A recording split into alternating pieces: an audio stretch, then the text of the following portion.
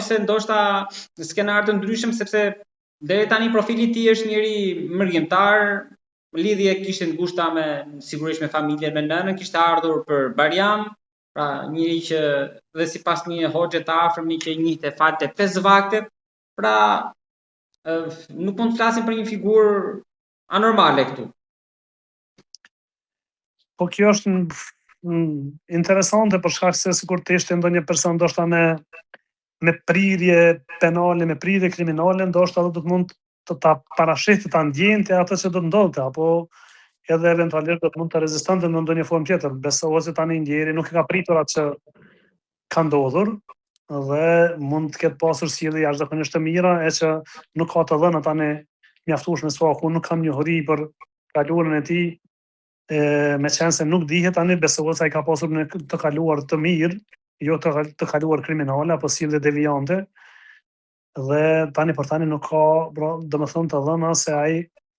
ka qenë ndonjë kryer si vepra penale apo përsërit dhe eventualisht të ketë shkaktuar, të ketë ndërmarrë ndonjë veprim të kundërligjshëm ndaj tani të ndjerës ardita aty, sepse ajo ndoshta do ta denonconte, me qenë se ka vendosur që të ndërmarrë, do të bëjë një të keqe të njëjtit, do të mund të ta denonconte, por ajo ka vendosur që cili do të jetë mosmarrveshja mes tyre, ajo të bëjë vetë gjyqësinë, pra të përdorë armën dhe të shkrep mbi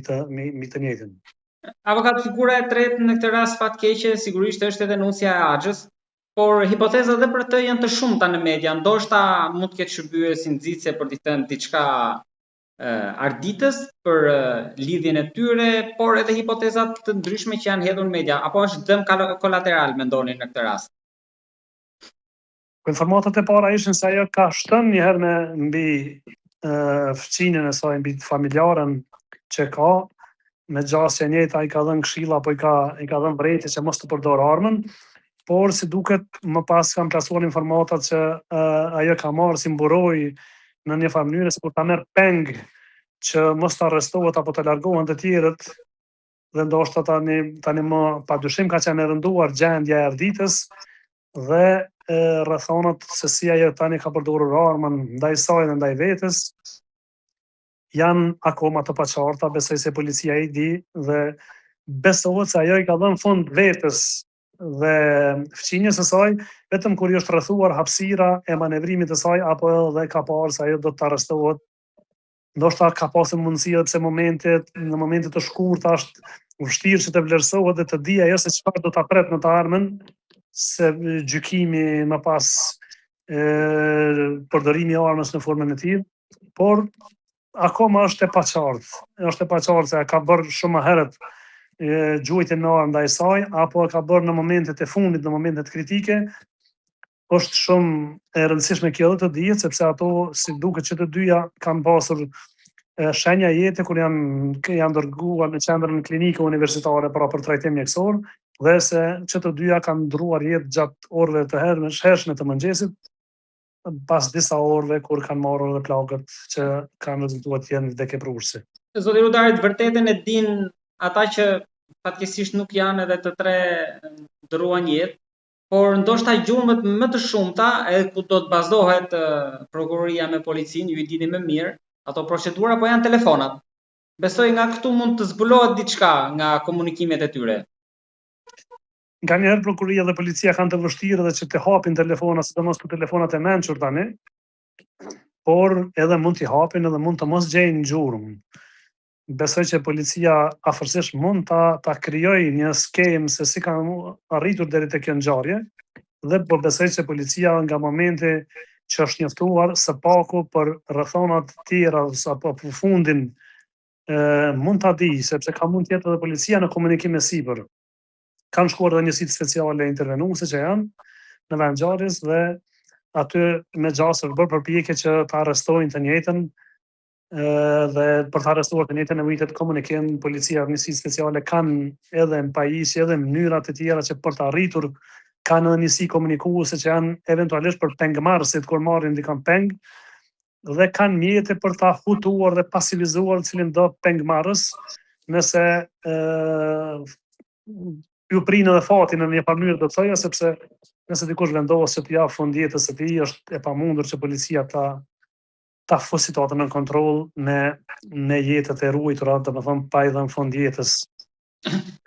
Avokat, për ta parë ndoshta në një plan edhe më të përgjithshëm, kjo ngjarje nisur edhe nga rastet e fundit që total bën 5 në brenda pak ditësh në Kosovë, kanë nxjerrë në pa edhe probleme të tjera, e para edhe pajisja me armë. Edhe në këtë rast që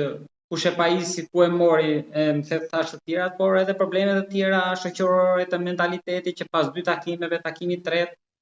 ndoshta duhet ishte zyrtarizuar fijesa apo martesa, apo siç tha Daja që ai erdhi nga Gjermania për t'i çuar nënës nuse në shtëpi. Pra, është një kompleks faktorësh që kanë ndikuar në këtë rast, por edhe në të tjerët.